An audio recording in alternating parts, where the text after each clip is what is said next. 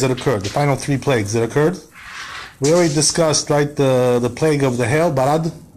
Last time we discussed that? We did everyone except for the locusts. So we have 3 more left now, right? No, just the locusts. We have the locusts, and then we have the boils and blisters. Right, we have the locusts, and then we have the darkness, and then we have the firstborn. Those are the 3 that are left. So let's discuss those 3, right, and see what we can get out of that. So it says like this, right, that first of all we ask a question. Kadosh Baruch Hu now tells Moshe, go back to Paro and tell him, this time, I'm going to bring on you the locusts, right? And this locust, we talked about this with Mark last week, how they came and all this stuff, but the truth is, right, that locusts usually come, at a regular pace, right? In the Middle East, it's very common, but this was... It just happened recently, I think it was in Persia or Iran. Yeah, sure. Just happened. Sure, Arabia. Yeah, it's very common, but unusual. This was something unusual altogether, right? Which was what? This locust was not the regular type of locust. What does that mean? That this was the strongest locust attack that there ever was in history. What does that mean? It says, right, in the Chumash, that all the food was eaten there, right? All the vegetation was eaten. Nothing was left over. 0. Everything was consumed, which was something unbelievable, Can you imagine if that would happen, right, in America, They would come and, the whole crop. Right, the whole crop over there in Kansas, and all these places, right, where they grow. All the wheat. Right, all the wheat over there. Can you imagine locusts will come and, not leave a dime of, leave a dime. Wow. Of vegetation, nothing, 0, This is exactly what happened with the locusts. So this was something unusual until the point that the verse says, right, that there was no such a thing this before in history, and there never will be again in history such a thing like this. This is a one-time deal. You understand? Can you imagine? But the truth is, right, that Chazal asked a question regarding this, by the way. That there was also in the Bible another account of locusts that came, which also says there that there was nothing like that, ever. So they ask, right, in the Gemara, in the Talmud, they ask, so what's the story, right? Over here you're telling me there's nothing like this one. Then you're telling me over there's nothing like that one. Which one was that one? That one was in the time of Yoel, right? Yoel was one of the prophets that was in the first temple, towards the end of the first temple. So what happened was that during his time, there came also, attack of locusts. But so the Chazal say, right, the difference is like this. But over here, it was basically one type of locust. Because there's different species, you understand? Over there was several species that came at one time. That was the difference between over there and over here. Over here was only one species. Over there were several species. Whatever. But anyway, both of them were extremely devastating. So here also, what happened was that everything was eaten. Nothing was left over. So this is also one of the great attacks that Hashem made on the Egyptians. They took away all their food supply, basically. Everything was, taken away, nothing left over. So this, is one of the fastest ways to destroy a country by, the food supply doesn't exist anymore. Once you don't have food, that's it, right? The whole thing is over. So basically what happened was he told Paro, he said, you know what, if you don't let my people go now, you're going to get this locust thing. So Paro, right, at this point already, he was really tired. He was fed up with all this thing. What does that mean, fed up? That he really wanted to give in. He was too tired to fight anymore. He was too, tired to be stubborn. He was broken. The whole country was broken already. Yeah. So the magician's name was Jonas. Okay. So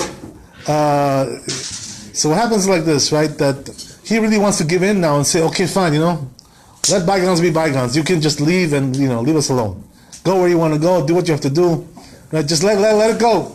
So what happened was that, but even though he wanted to give in here, HaKadosh Baruch Hu did not allow him to do that. Can you imagine? He blocked him over here, HaKadosh Baruch Hu. He blocked him from giving in. Right? So what does that mean? The Chazal say that when it comes to the first 5 plagues, Paro, that was his fault they let him go, because he hardened his heart. He was stubborn, right? Stubborn as a mule. He was stubborn there. So what happened was he didn't let them go. But the last 5 plagues, they say, right, actually he wanted to let them go. But HaKadosh Baruch Hu didn't allow him to do that. He hardened his heart artificially, artificial heart he put into him. Understand? Why did he do that? What's the reason why? Why did he make Paro's suffering and his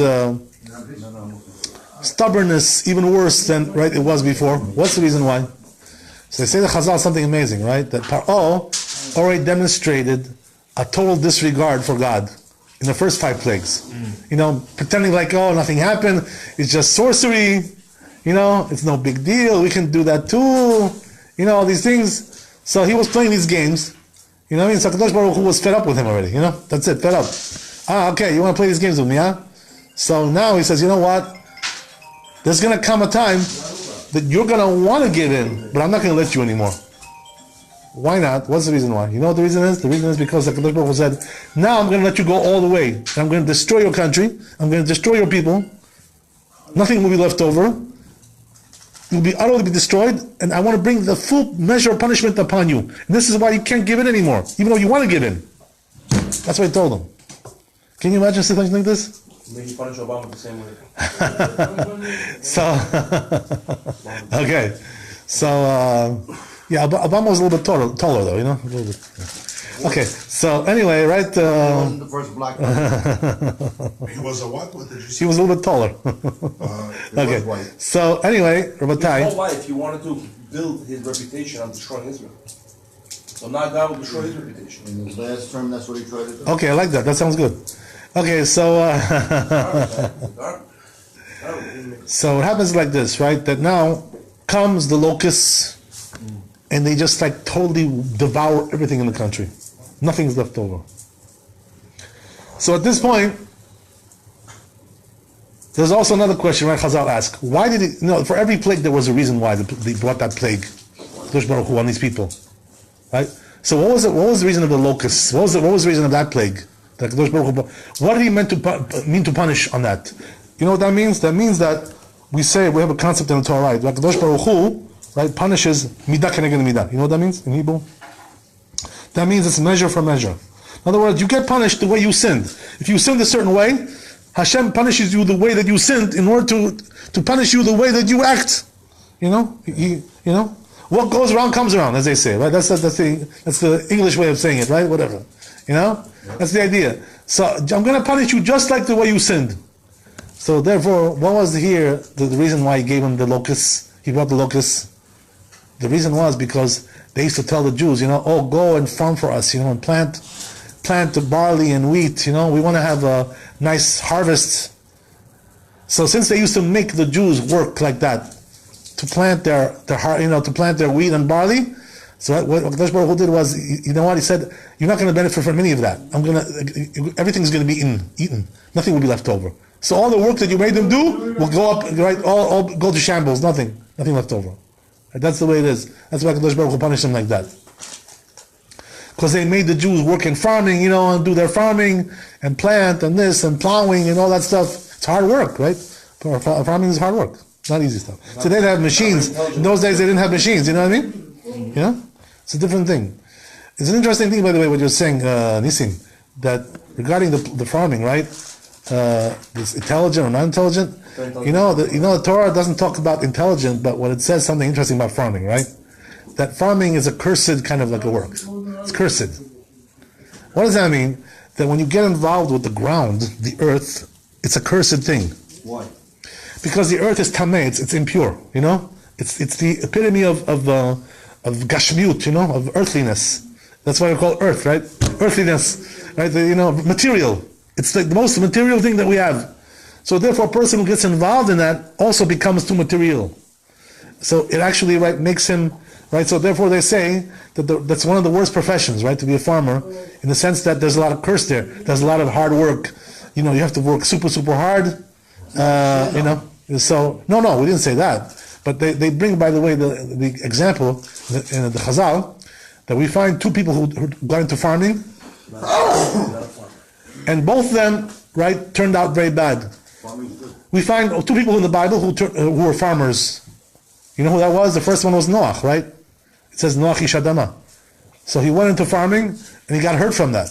How did he get hurt? Because he got drunk, right? He planted a vineyard, he got drunk, and then his son did what he did to him, right? The whole story, what he did there with your knives. Probably used one of those knives he used that Mark has, right? One of those things.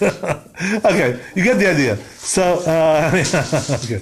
So, right, Noach didn't succeed very much with farming. So, right, the Torah says, right, we see from there was also one of the kings, right? That also the kings of Judah, that he also did farming, and he also didn't turn out good for him, right? So we see from there, right, that farming is not really such a, according to the Torah, it's not considered to be such a successful endeavor. Nobody does it, then nobody eats. That's true. You're right. Somebody's got to do it. So Yeah. everybody has to toil the land. Yeah, it's actually it's very true what you're saying. So then how can we answer the question you're asking? I can answer it like this: that somebody's got to do it, but better that it shouldn't be you. It's like somebody's got to do everything. That's the way it is in this world. Somebody's got to do this. Somebody's got to work in the sewer. But it's better that it shouldn't be you. You know what I mean? What can you do? So farming is like one of those professions. Somebody's got to do it, but if you're smart, stay away from it. Right? That's the idea. What is the Torah, based on what you're saying? I'm sorry. Yeah. What is the loftiest profession? Well, the loftiest profession is Torah. To study Torah. That's the loftiest profession. Nothing like that. It brings all the blessing to you. Brings all the wealth. Right? All the wealth comes from Torah. All the blessing comes from Torah. So a person who attaches himself to Torah, in the end, he gets all the good things in life. Everything. Kavod, honor, respect, wealth, right? Good children, good family, everything he gets from them. Gets blessed from everything. That's the most noble profession that we have. Studying Torah. Because you know why? Because you have the best boss. He's your boss. You know what I mean? How can you have a better boss than that, right? Who'll give you better conditions? Who'll give you better working conditions? Who'll give you better vacations? Who'll give you better pension? Well, nobody will give you like Hashem. Who's going to pay you? He does everything. That's the whole idea. Understand? There's a lot of work. The work of the ladies. Okay, so that's the idea. Anyway, getting back to what we said, Rabbi. So therefore, right, came the locusts and ate up everything, devoured the whole country. So now Moshe Rabbeinu comes back again. He says, you know what? Okay, you ready to give in now? And he really was. But HaKadosh Baruch Hu hardened his heart, and again he refused. Right? Because he wanted him to go all the way into the darkness, into the punishment, into the danger zone. That's what he made him do, HaKadosh Baruch Hu, in order to punish him. Because he was already fed up with power. Fed up with you already. How many times do I have to warn you? You know what I mean? It's not enough that I warned you once, twice, 3, 4, 5. What is it with you? How far can you go? The Chazal, by the way, teaches us a thing over here, right? A very important thing. That the Goyim, they don't like to do the will of Hashem. They're naturally rebellious. You know what I mean? That's why they seek out all these excuses why not to do the Torah, all these excuses, the fake religions and all these things, in order to make excuses to get out of that stuff. So the only way, how can you get a goy to do the will of Hashem? He doesn't want to do the will of Hashem. You know what it is? Take a stick, like this. That's the only way. Otherwise, this is what he did to Paro, one stick after another, Otherwise, the goy doesn't want to do the will of Hashem. You understand? This is the way they are. That's their nature. So because of that, Kadosh Baruch Hu, right? But there's also like an analogy to that, right? That says in the Torah that the only way you can chastise a slave is to hit him. You can't chastise a slave with philosophy, Talk to philosophy in there. I'll prove to you that I'm right. A slave, you cannot prove something to a slave, They don't understand that language. They only understand the language of a stick, That's all they understand. That's their mentality, Some people have this kind of mentality like that. So HaKadosh Baruch Hu knew that Paro was a real slave. So therefore, he knew that the only thing that would help was a stick.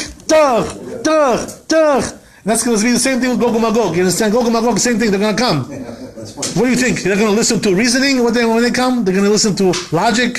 To, warnings from Hashem? Warnings from... No, the only thing they listen to is when they get makot. One punch after the other. Chak, chak, chak, chak. That's the only thing that will help. You can't chastise them with words. You have to chastise them with fear.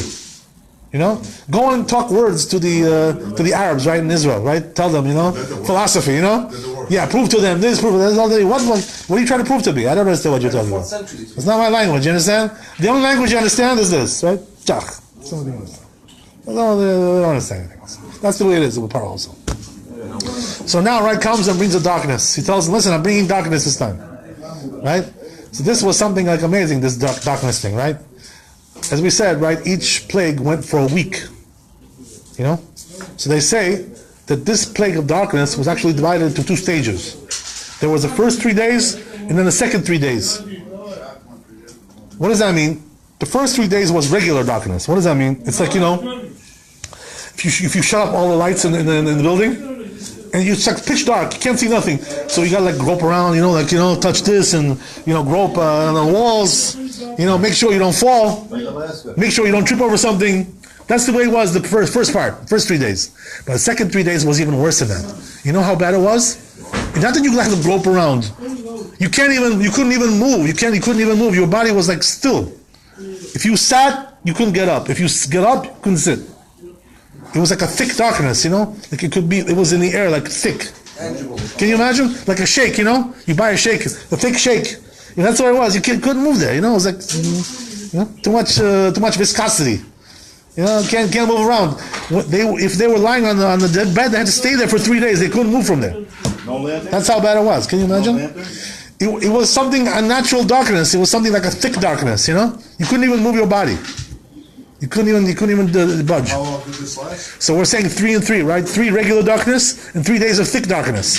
Altogether, right? It was like a week, whatever, So this is exactly what happened with the darkness. And the Jews, what they were doing, they had darkness. So why did now, right, again, right, we mentioned why HaKadosh Baruch Hu brought the plagues. We mentioned why he brought the locusts, right? The question is, why did he bring the darkness? What was that for, right? We said HaKadosh Baruch Hu always, right, has reasons for everything. So what's the reason for the darkness? So you know what the Chazal say? Here the reason was more practical. You know what I mean? What does it mean practical? The reason was because he wanted to hide something over here.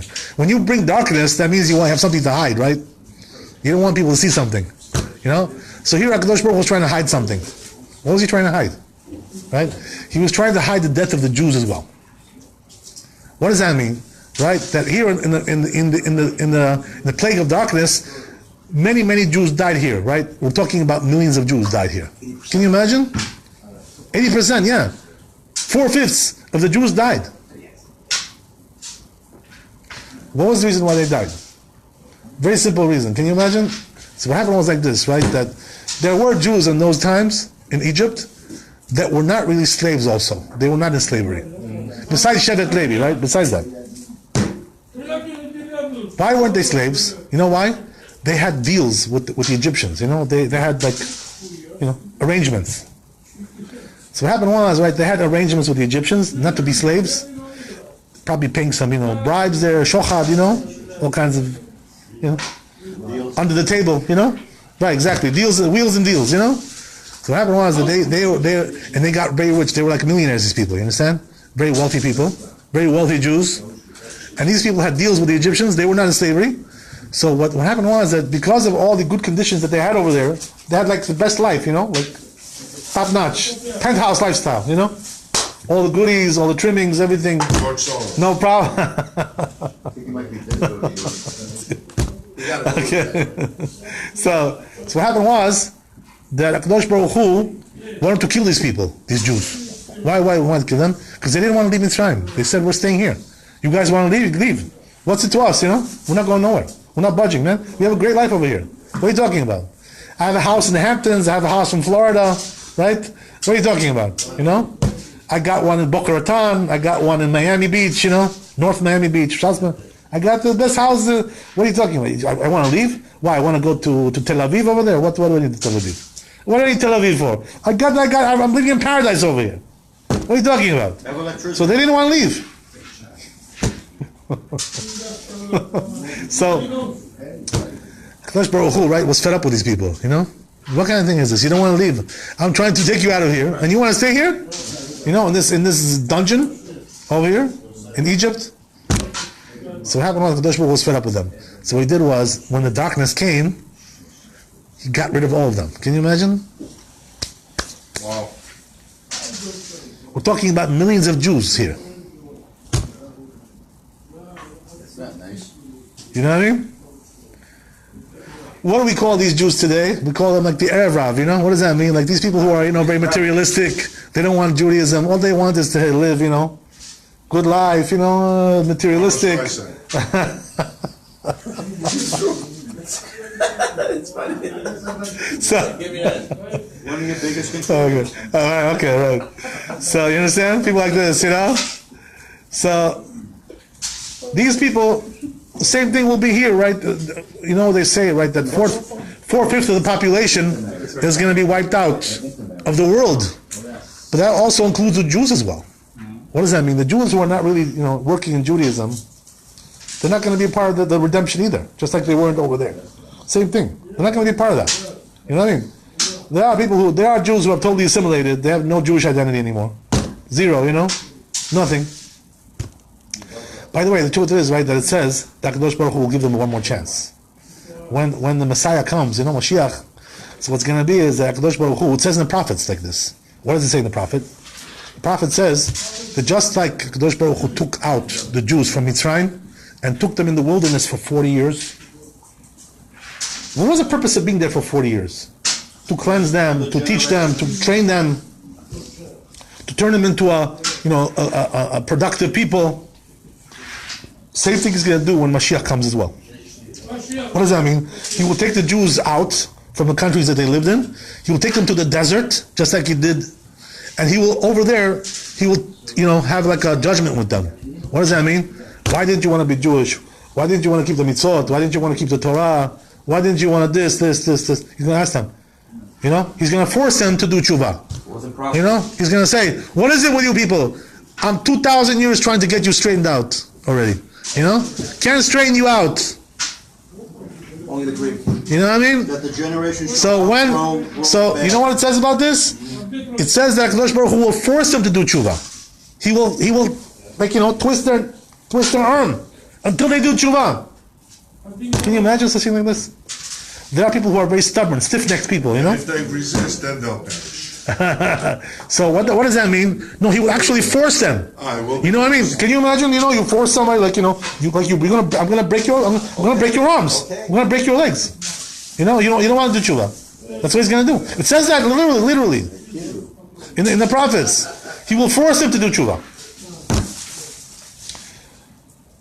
And by the way, there's also another thing that it says about this, right? In Gemara Yerushalmi, it says over there that these people, right, who will be in the time of Mashiach, they have no portion in the world to come.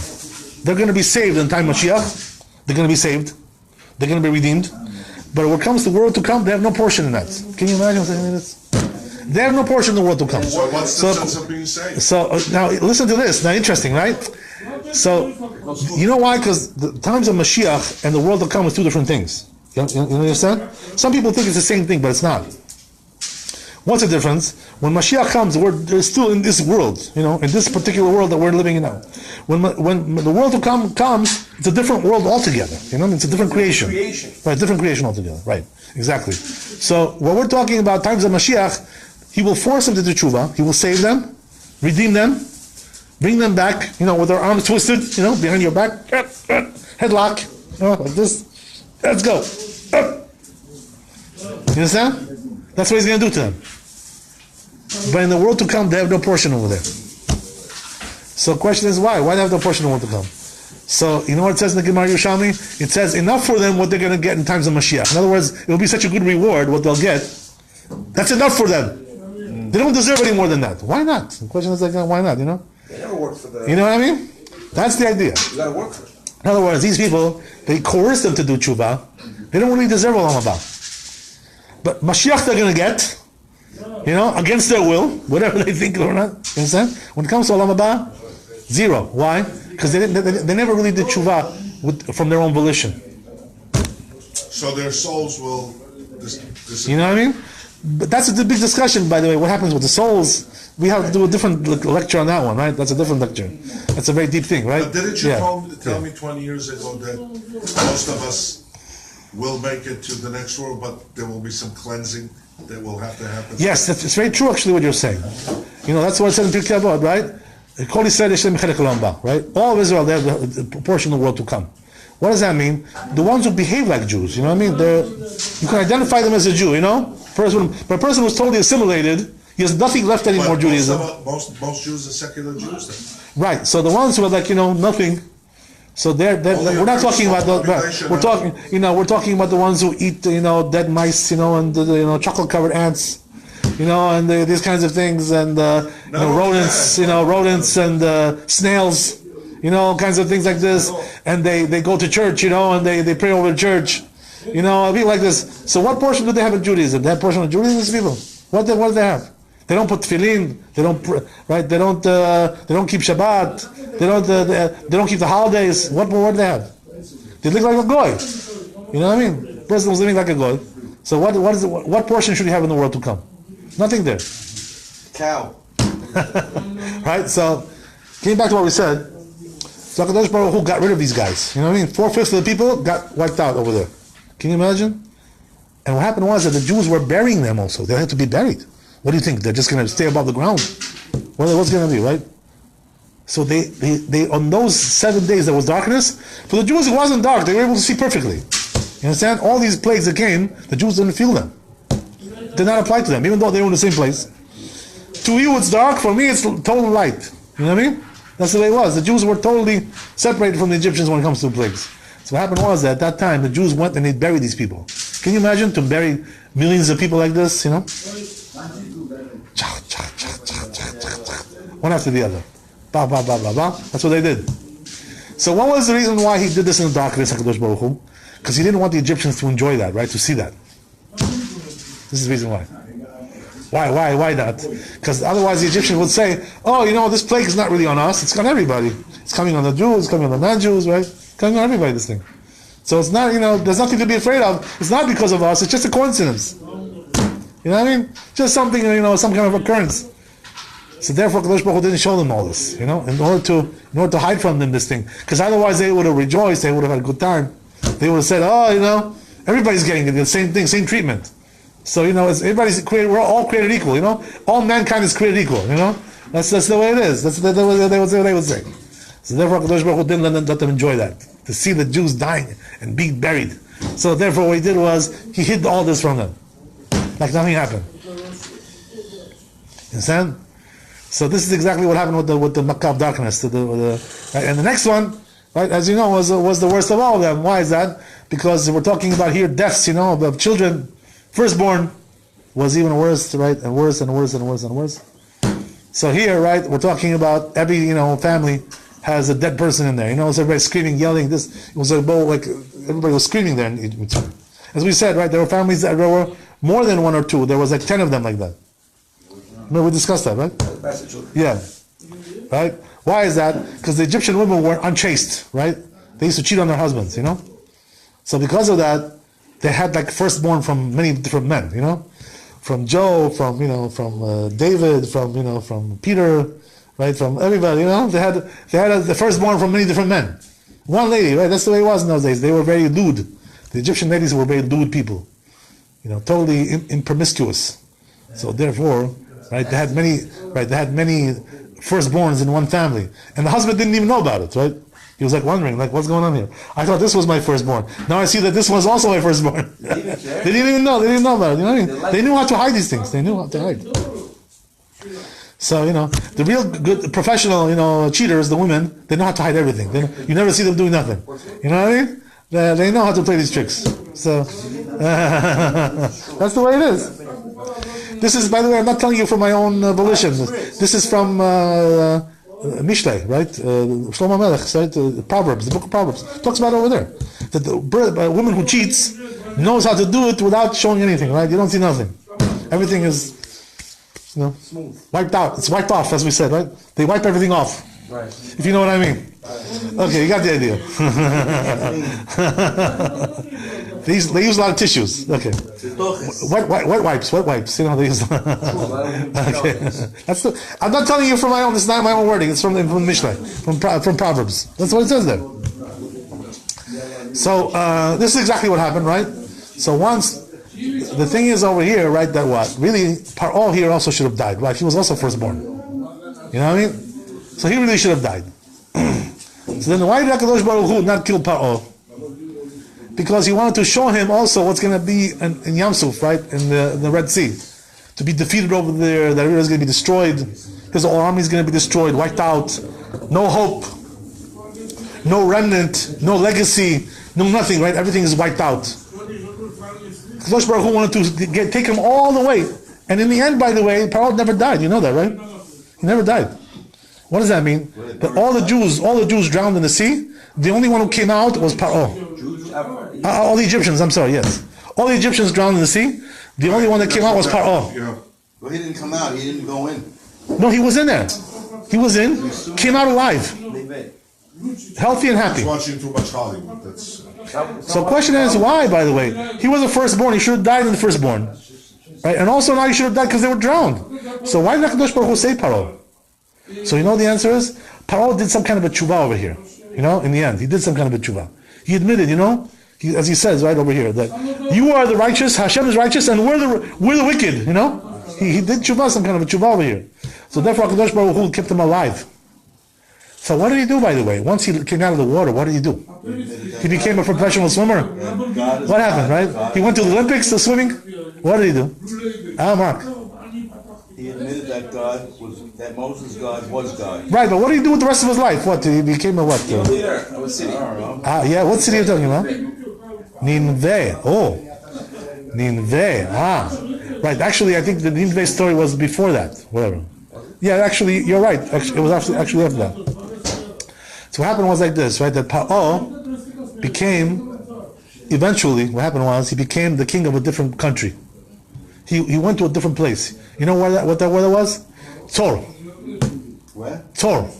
Sore? Tzor, yeah. In English we call that Tyre. Tyre. You know where that is? It's in the coast of Greece, next to Turkey. It's in Lebanon. Right. Over there. Lebanon. I was there. There's Sidon, and there's Tyre, right over there. Tyre, whatever they call it. Right next to each other. He was a king over there. That country was a very big economic power at that time. And Paro was a king over there. You know how long he ruled over there? He ruled over there for about 400 years. 800 years, I'm sorry. He lived that long? He lived a very long time, Paro. He ruled over there for 800 years, and he became righteous, and he helped Shlomo Melech to build the Bet HaMikdash. He supplied him with the wood. Can you imagine? He became allied with Shlomo Melech, with King Solomon, and with King David also. He was friends. Did they know? Can you imagine? Did they know he was Pharaoh? They probably know. That's incredible. Yeah. You can't miss a midget like that, right? You know, yeah, right. So, But he became righteous. in a sense, yeah, became righteous. But in the end, what happened was that what? In the end, after he lived all that time, he again messed up, right? What did he do? He made himself into a god again, made himself divine. You know what I mean? And Kadosh Baruch Hu punished him, and they killed him. That was the end of it, right? That was the end. So Paro had a long history. You know what I mean? We're talking about 1,000 years at least, if not more. This guy was a very, very amazing person because he was very wise. He was very, he was an extremely wise man. He was a very. Is anywhere else in history that this guy lived 800 years? Well, Noach lived also 900 years plus. Adam Arishon, right? Noah? Yeah, all those people lived a long time. Yeah. There was a lady who lived during King David's time. Yeah. She never died. She was very old. She was a harpist of some sort. It's true. You're talking about Serach, right? There was a lady like Serach, this, yeah. That's a different story. Okay, so anyway, getting back to what we said. So Paro now, right, gets that's Makkah. His son dies. So now, right, what happened was there was also another thing, right? That during the darkness, there was another development that occurred over there, which was what? That the Jews now, Hashem told the Jews, while the Egyptians are dark, they can't move around, go now to their houses and search out, what they have. Possessions, jewelry, money, cash, right, all kinds of things, clothing, all kinds of stuff, right? And, search out everything in their drawers, in their vaults, closets, this and that, all kinds of stuff. And then you're gonna get that stuff to take out from Mitzrayim, right? They're gonna remove everything. What does that mean? The Jews already knew where everything was, right? The location of everything. Why? Because they already searched it out. Before during the plague of darkness. So what happened was that once they were leaving, right, and they were being pushed out already to leave, so they were telling the Egyptians, "Hey, wait a second, give me your stuff, your jewelry, So they would say to the Egyptians, "I don't have anything. I'm sorry, I'm poor, I lost my shirt, I was in the stock market, I went down, I lost everything." So they would tell them, "Wait a second, didn't I see in your closet over there? It's over there. Open up that closet." Okay, thank you. Yeah, it's right there. Oh, that. Okay, I forgot about that. Okay, so they would give it to them, right? That's the way it was. You understand? So they were giving them everything why? Because the Jews already knew where it was. They searched out everything. You know what I mean? That was the way they groped out everything there. Some got richer than others. Huh? They all got filthy rich. Forget about it, right? Filthy rich. They also Everybody got filthy rich. So what happened was, right, including Moshe Rabbeinu himself, by the way, right? Moshe Rabbeinu also got rich. Not from that, from a different thing. We'll talk about that right later on. But what happened was that now they got filthy rich. They took out everything from Mitzrayim. They emptied out everything: the gold, silver, right, the diamonds, all the precious gems, everything they took out. Can you imagine? Beautiful clothing, fancy stuff. They emptied them out like nothing, like nobody's business. That's what they did. They totally emptied them out. Why do they deserve all this? Why? You may say maybe it's gezel, it's theft, right? Because all the work that they did for 210 years, they had to be paid now, right? That was their salary. That was the whole thing. So Kadosh Baruch Hu said, listen, I have to do this. Kadosh Baruch Hu said, why do I have to do this? He told Moshe Rabbeinu, I have to do this. You know why? Because I promised their forefathers, Abraham, Yitzchak, and Yaakov, that they were going to go into slavery, but they're going to come out with a lot of possessions. They're going to come out wealthy. So therefore, he fulfilled his. Kadosh Baruch Hu always fulfills his promises. He never reneged on any promise, right? He never retracted any of the deals that they did, right? No asmachta, no nothing over there, right? So therefore, whatever he said, that's exactly what he did. He told Abraham, Yitzchak, and Yaakov. He said, listen, they're going to come out with great substance, with great wealth. And that's exactly how they came out. That's exactly what happened. This is the story. So now, right? There's only one problem, though, right? What's the problem? The problem is the Jews want to come out. Hashem wants to take them out. The Egyptians want them out already, right? Because they're scared to death. They think they're going to die. Everybody's going to die. They're scared of their lives, so they're pushing them to go. Go! We'll give you everything. Just get out. Go. So what happens is like this, right? That now there's one problem, though, which is holding back the redemption. Which is what? The Jews don't have merit for this. You know what I'm talking about, merit? This is a great miracle, right? What miracle are we talking about? We're talking about the miracle that Kadosh Baruch Hu is taking one nation from a different nation that are mixed together in one nation, separating one from the other, like sifting it out, in a sieve. Sift. Okay, get out now. I separate two of you. You go your way. This one, he's doing like a surgery, pincetta. Get him out of there. This is a very big miracle. Who can do such a thing as this? Can you imagine now if somebody would do this in America? Separate all the nations, the Koreans, the Chinese, the Puerto Ricans, the Mexicans, who can do such a thing like that? Put them all in separate camps. It makes multitude. You know what I mean? So what happened was, Hakadosh Baruch Hu, that's what he did.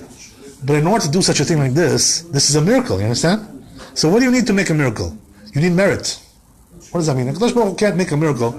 He operates this world in the laws of nature, like Marx says, right? There's nature in the world. Everything is nature. But in order to break the rules of nature and to overcome that, you need some kind of a very big merit for that. You have to prove that you're different from that people. This people and that people, they're not the same. They don't have the same merits. They don't have the same nature. They don't have the same lifestyle. They're different, So the truth is, right, but they didn't really have that, the Jews. Why is that? As the Chazal say, right, that over there in Mitzrayim, the Jews were all over there with Azara. They were doing Avodah Zarah. They were serving idols, right?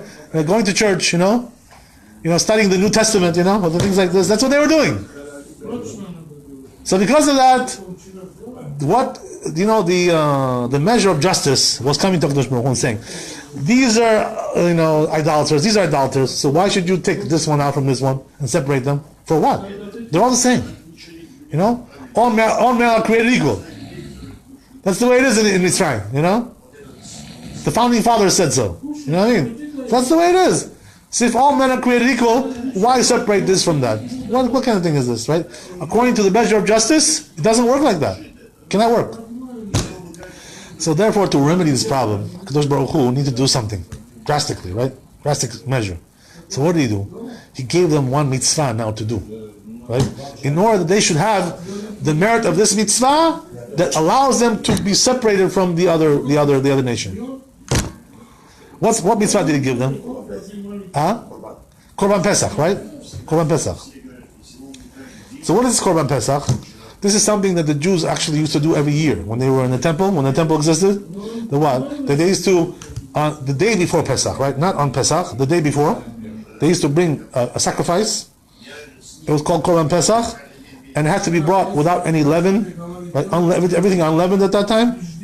This is exactly, by the way, what you should know that we have an interesting custom regarding Pesach, right? That what? Pesach, when does it come in? It comes in on the 15th of the month of Nisan, right? At night. But we stop eating chametz before that. When do we stop eating chametz? The 4th hour of the day and before that. Why do we do that? What's the reason why? It's not Pesach yet. Because according to the Torah, even before Pesach, you have to separate from chametz already. Why is that? Because it's time of Korban Pesach. You know what I mean? The time of Korban Pesach, you also have to be out of chametz, totally out of it. So therefore, this is the reason why the Jews, what they do is, right, we stop eating chametz before Pesach. Not during Pesach itself, when the night comes. That's too late already. So what do? By the 4th hour, the chametz has to be already out of our possession. All right, actually, we have up till the 5th hour. What does that mean? Until the 4th hour, we can still eat chametz in the morning, before Pesach. Once the 4th hour comes, we have to now stop eating, and we have to burn it, right, or get rid of it somehow, whatever. Do some, right, do some destruction, whatever, destroy it in some way. So, right, nullification. First, you have to nullify, then you have to destroy it also physically as well, right? So that we do in the morning, in the 5th hour, the latest, right? That's the latest you can do. And then once the 5th hour is over, that's it, right? Everything should be already out. Either it's burned or it's destroyed, or you sold it to a goy, right? That's all you can do. You sell it to a goy.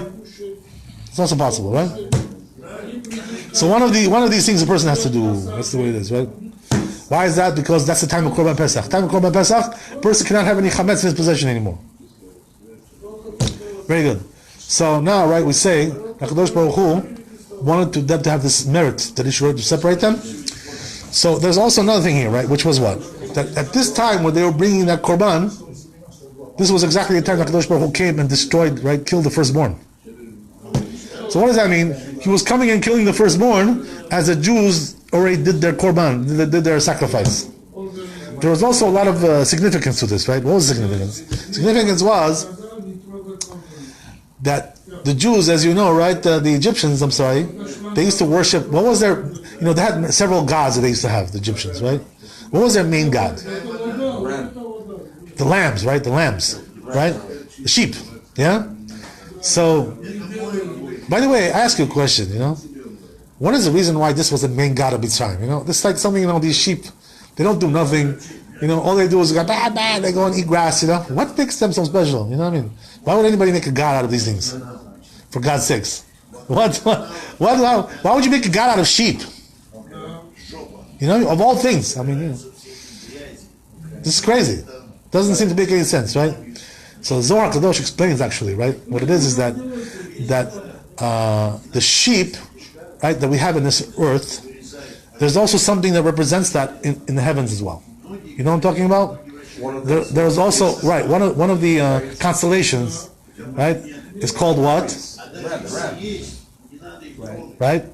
So that constellation, we're talking about the lamb, right? The lamb has a certain names. Is that what it is?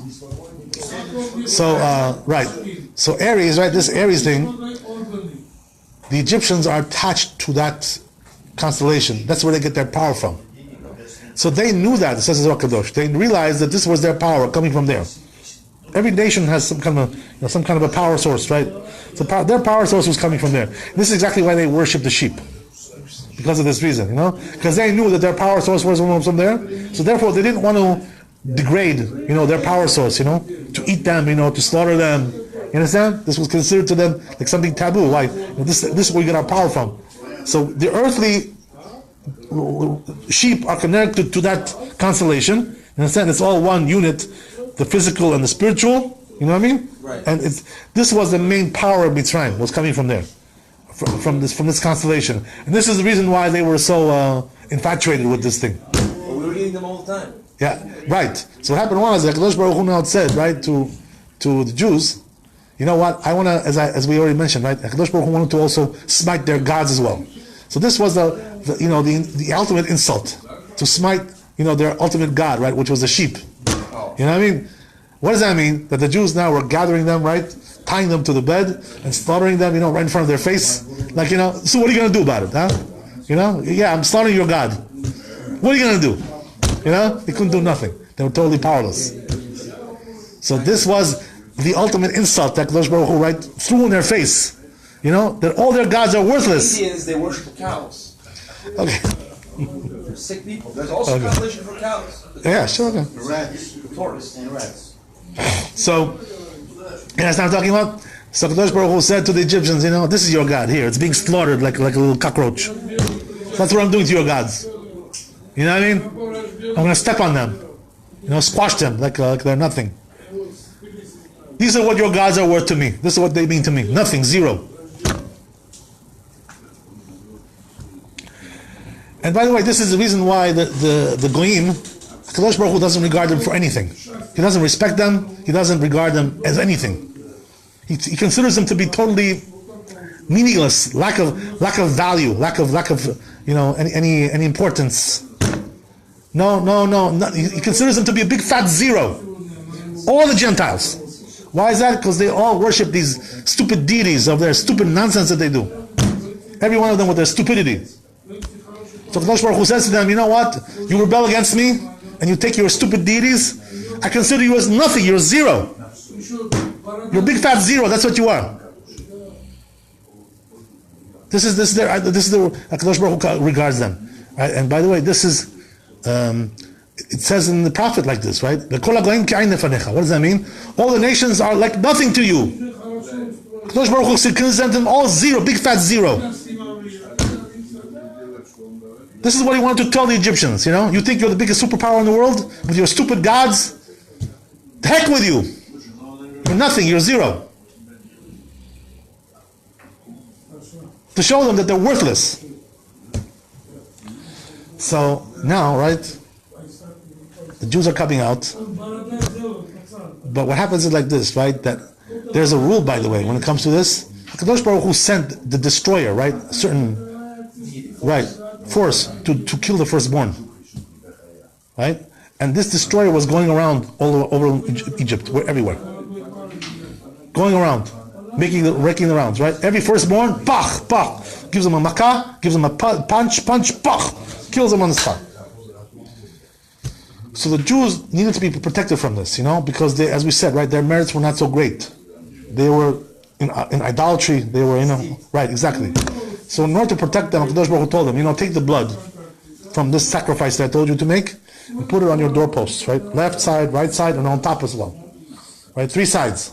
Put it on 3 sides, and then when the destroyer comes and he will see that, he will ignore that place, right? He won't destroy over there. This was the reason why I had to put the blood there. Were there Egyptians who ran this was a sign, right? hide Yeah. with the Jews? I'm sorry? There were Egyptians who ran to hide with the Jews? They were what? Sorry? Egyptians who ran to hide with the Jews? Yeah, that wouldn't help them, you know. It says, right? It says regarding that even if the Egyptian was in the house of a Jew, he would come in anyway over there and destroy the firstborn. You know what I mean? Because they knew which one was Egyptian. They knew, right? The destroyer knows who's who, what's what, and who's who, right? He knows. You can't fool him. So therefore, right, that wouldn't help. They tried that trick with using. They tried it. That's what it says, right? So, right, interesting thing also that regarding this, the Zohar Kadosh tells us something very important about that, about this issue. That what? Once a destroyer like this, you know, has permission to kill like this, you know, indiscriminately, go around. So this is a very dangerous time. So a person has to be very careful at this time. What does that mean? That when you see, right, that there's some kind of like a, right, that's killing like, you know, just random, everywhere. Go, bach, here, there. So that means that Kadosh Baruch Hu has sent like a very strong force of din, of judgment in the world. How do you protect yourself from that? Says Zohar Kadosh, right? Ask the question. When you see this kind of a phenomenon, how do you do it? How do you protect yourself? So you know what it says in Zohar Kadosh? This is a very big lesson, by the way. It says what?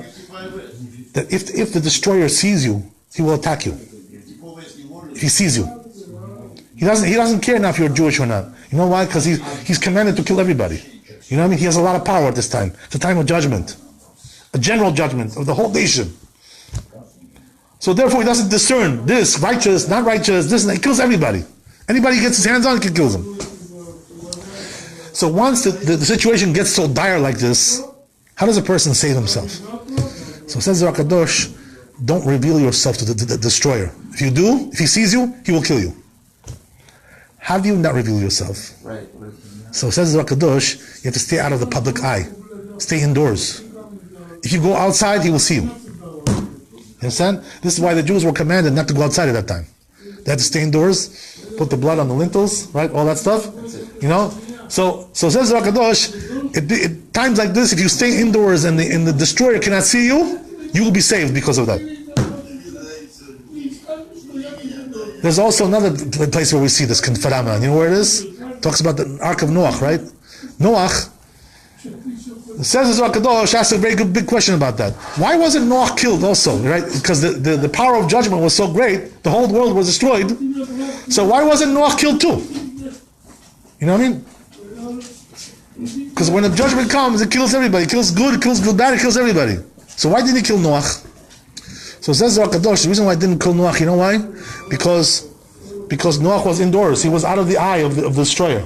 Kadosh Baruch Hu commanded to go into the ark. Will it affect us here when it comes? I think we're totally out of the public eye over here, right? but Nissim is opening the door, so he may see us. I'm not sure. Okay, no, don't worry, Nissim. It's okay. No problem. No, seriously, Right? Rabbi. Let's say it comes. Yeah. The punishment comes when we're studying on a Thursday. Together. Are we going to avoid it? That's the whole thing, right? It says Kadosh, if you see something like that, like a general punishment like that, people are being killed left and right, you know, you stay indoors. Don't let the destroyer see you. If he sees you outdoors, he will kill you. Yeah. Even if you have a switchblade knife, it doesn't make one protect you. Understand? Yeah.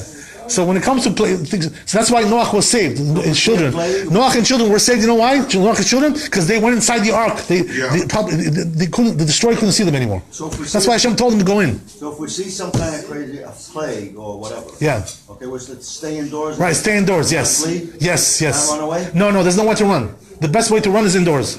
Lock yourself in. You know. That's it. Nobody gets in. Nobody gets. That's the way to do it. Hampshire's not okay.